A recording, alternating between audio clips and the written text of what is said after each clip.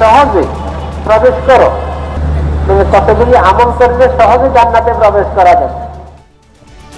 জুমার নামাজ আদায়ে ইজতেমায় মুসল্লিদের ঢল, মহান আল্লাহর দরবারে ফরিয়াদ জানাবেন গুনাহ মাফের।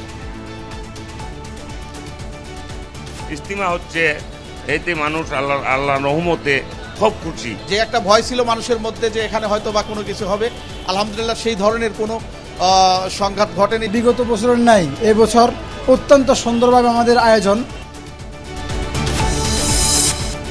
দুশ্চিন্তা বাড়াচ্ছে চালের বাজার, পর্যাপ্ত আমদানি না হওয়ার অজুহাত বিক্রেতাদের। ভোজ্য তেলে এখনও সিন্ডিকেটের দাপট।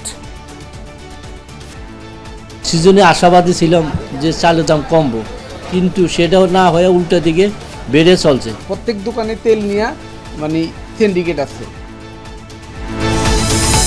এবছরই কাউন্সিল করতে চায় বিএনপি, গুরুত্ব পাবেন ফ্যাসিবাদের বিরুদ্ধে ভূমিকা রাখা নেতারা। বিতর্কীদের ঠেকাতে থাকছে বিশেষ ব্যবস্থা।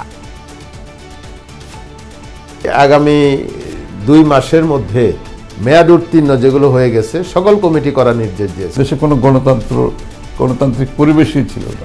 এখন তো আমাদের প্রক্রিয়া শুরু হয়ে গেছে, কাউন্সিলের মাধ্যমে নতুন কমিটি হচ্ছে। হঠকারিতা ও ফ্যাসিবাদ কারো জন্য কল্যাণকর নয়, মন্তব্য জামায়াত আমিরের। কেউ যেন ভবিষ্যতেও এই পথে পা না বাড়ায়।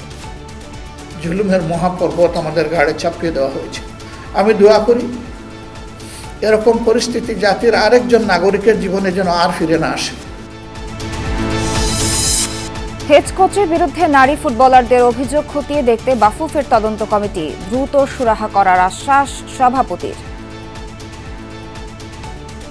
এমন ভাবেই করতে হবে যেন জিনিসটা দ্রুত হয় এবং সব পক্ষ যেন ইনক্লুডেড থাকে ইন দ্য সলিউশন। নতুন বছরকে স্বাগত জানাচ্ছে চীন। স্প্রিং ফেস্টিভ্যাল উদযাপনে জমকালো আয়োজন। ব্যাপক সাড়া ফেলেছে নববর্ষে মুক্তি পাওয়া চলচ্চিত্র।